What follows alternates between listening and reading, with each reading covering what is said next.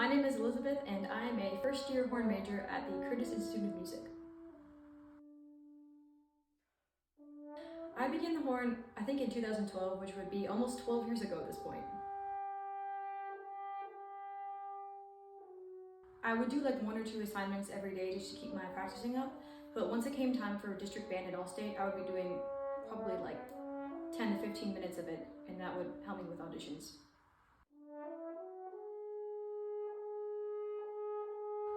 My practice with SightReading Factory over the years has really helped me learn music fast, since it's a lot harder at Curtis. For instance, I had a couple horn players ask me to sub in their quintets. I had to learn a brass quintet music in 30 minutes, and my preparation throughout the years really helped me learn that fast. SightReading Factory definitely helped me with my auditions, especially with district band and Allstate, because I had done it so much previously that I wasn't nervous and I felt prepared, even though I've never practiced it before. So